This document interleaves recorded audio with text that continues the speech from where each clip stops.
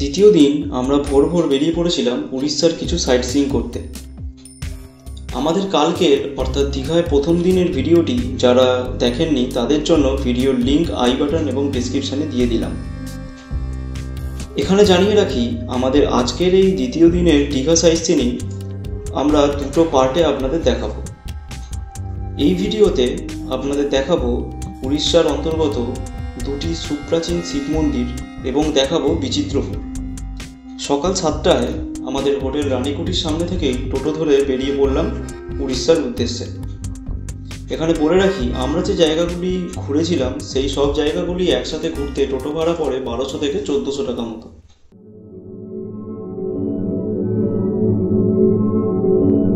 প্রায় 1 ঘন্টা টোটো জার্নি করে অর্থাৎ প্রায় 8টার দিকে আমরা পৌঁছালাম আমাদের প্রথম গন্তব্য, উড়িষ্যার বালেশ্বর ডিস্ট্রিক্টের মধ্যেই একটি ছোট গ্রাম কুম্ভীরগাড়ি।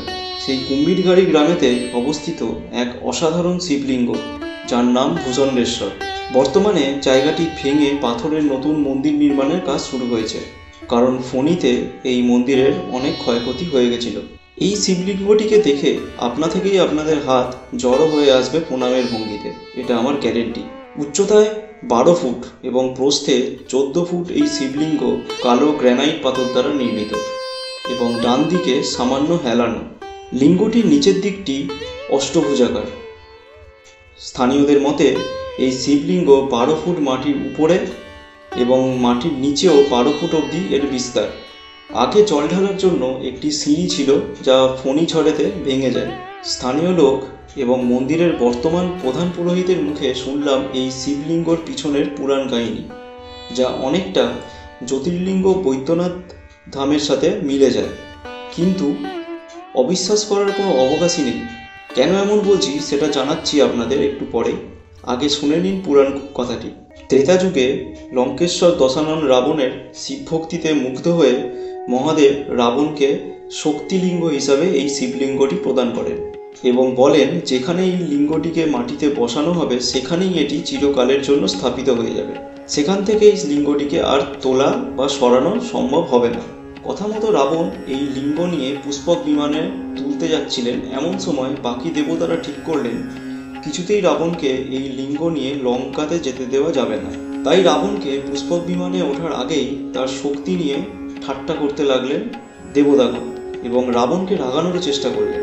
দাম্ভিক রাবণ দেবতাদের উস্কানিতে আর থাকতে না পেরে শিবলিঙ্গটিকে মাটিতে নামিয়ে দেবতাদের সাথে যুদ্ধে রত হতে গেল। পরক্ষণেই তার মহাদেবের বলা কথা মনে পড়ে যায় এবং শত চেষ্টা করেও রাবণ এই শিবলিঙ্গকে আর তুলতে পারেননি। এরপর প্রায় 150 বছর আগে ঘন জঙ্গলের মাঝে স্থানীয় কিছু মানুষ হঠাৎ আবিষ্কার করেন এই শিবলিঙ্গটিকে। সেই সময় চারিপাশে এখানে অনেক জঙ্গল ছিল, আজ পরিষ্কার করে এখানে জনবসতি গড়ে উঠেছে।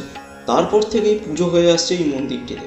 শোনা যায় এই যে নিচে অষ্টভুজাকার অংশ, এটিও নাকি রাবণের দ্বারাই নির্মিত। আসলে বিভিন্ন অস্ত্র প্রয়োগ করে রাবণ লিঙ্গটিকে তুলতে চেয়েছিলেন এবং তার ফলেই উপর থেকে লিঙ্গটি ক্ষয়ে তলার দিকটি এরকম অষ্টভুজাকার হয়ে গেছিল এবং এটি ডান দিকে একটু হেলেও গেছিল। এবার কেন বলছি যে রাবণের এই গল্পটি হয়তো সত্যি, তার কারণ ফণিতে এই মন্দির ক্ষতিগ্রস্ত হওয়ার পর ওড়িশা গভর্নমেন্ট ঠিক করেছিল যে শিবলিঙ্গটিকে এখান থেকে তুলে অন্য জায়গায় বড় মন্দির স্থাপন করে সেখানে প্রতিষ্ঠা করবেন, কারণ এই জায়গাটি বড় মন্দির করার জন্য বেশ ছোট এবং উপযুক্ত নয়। কিন্তু আশ্চর্যের বিষয়, 4টি বড় জেসিবি মেশিন এসেও একত্রে চেষ্টা করেও শিবলিঙ্গটিকে সামান্যতম নিজের জায়গা থেকে নড়াতে পারেনি। উল্টে জেসিবিগুলি ব্যালেন্স হারিয়ে স্কিড করে গেছিল। তারপর থেকেই আরও নাম ছড়িয়ে পড়েছে বাবা ভূষণ্ডেশ্বরের। তাই বাধ্য হয়েই উড়িষ্যা গভর্নমেন্ট ঠিক করেন বাবার নতুন মন্দির এই জায়গাতেই নির্মাণ করা হবে, যার কাজ অলরেডি শুরু হয়ে গেছে। আপনারা দীঘা বেড়াতে গেলে একবার অন্তত এই মন্দিরটি ঘুরে যাবেন, কথা দিচ্ছি। বিস্ময়ে হতবাক হয়ে যাবেন এই শিবলিঙ্গ দর্শন করে। এই মন্দির দর্শন করে আমরা টোটোয় চেপে চললাম আমাদের পরবর্তী গন্তব্য বিচিত্রপুরের উদ্দেশ্যে। বিচিত্রপুরে একটি রিসর্টও আছে। যারা দীঘার ভিড় এড়িয়ে নিরিবিলিতে কটা দিন কাটাতে চান তাহলে অনলাইনে বুক করে চলে আসতে পারেন এই রিসর্টে। চারিদিকে গাছপালায় ঘেরা সুন্দর একটি জায়গা এই বিচিত্রপুর। টোটো থেকে নেমে পায়ে হেঁটে আমাদের পৌঁছাতে হবে বোটিং পয়েন্টে।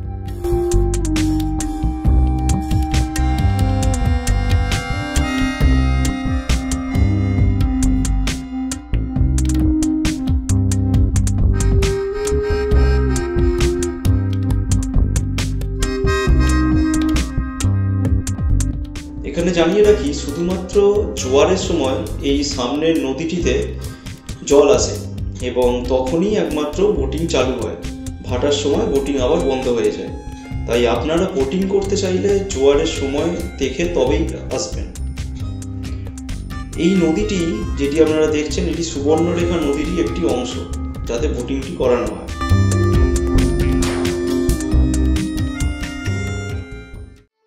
বিচিত্রপুর থেকে এবার আমরা এলাম আমাদের পরবর্তী গন্তব্য চন্দনেশ্বর শিব মন্দির। উড়িষ্যা এবং পশ্চিমবঙ্গ এই দুই রাজ্যেই এই মন্দির কিন্তু খুব জনপ্রিয়।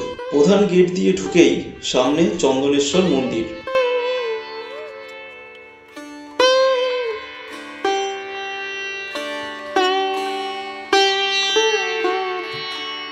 প্রথমে একটি কালো পাথরের নন্দী, তারপর নাট মন্দির এবং তারপরে প্রধান গর্ভগৃহ।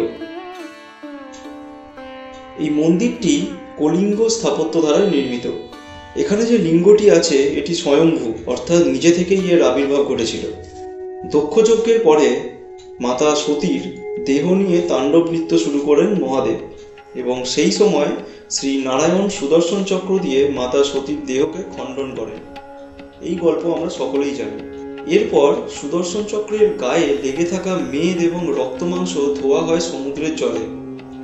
শোনা যায় সেই মেদ ও রক্তমাংস সমুদ্র থেকে সুবর্ণরেখা নদীর মাধ্যমে এসে মাটিতে জমা হয় এবং এই জায়গায় মাটির নিচে একটা ঢিপির আকারে জমা হয়ে ওঠে। পরবর্তীকালে সেই ঢিপি থেকেই একটি শিবলিঙ্গ আকার ধারণ করে। বহু বছর পর, আজ থেকে প্রায় 300 বছর আগে, একটি রাখাল মেয়ে দেখে তার গরু একটি চন্দন গাছের গোড়ায় এসে তার সমস্ত দুধ ঢেলে দিয়ে যাচ্ছে একটি ফাটলের মধ্যে। তখনই জনসমক্ষে প্রথম আবির্ভূত হয় এই শিবলিঙ্গটি। শিবলিঙ্গটি মাটি থেকে অনেকটা নিচে অবস্থিত। শোনা যায় যখন মাটি ফাঁক হয়ে যেত এবং গরু সেখানে দুধ দিত, তখন সুন্দর চন্দনের গন্ধ ছড়িয়ে পড়তো চারিদিকে। তাই এই শিবলিঙ্গের নাম চন্দনেশ্বর। যদিও অনেকের মতে চন্দন গাছের গোড়া থেকে উঠেছিল বলেই এই শিবলিঙ্গের নাম চন্দনেশ্বর বলে মনে করা হয়।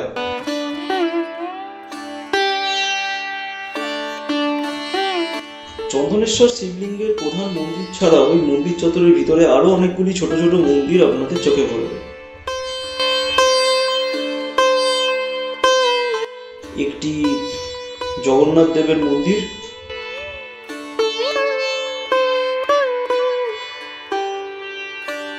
অন্য একটি রাধাকৃষ্ণের মন্দির এবং একটি দুর্গা মন্দির, যেখানে অষ্টধাতু দ্বারা নির্মিত দেবী দুর্গাকে আপনারা দেখতে পাবেন।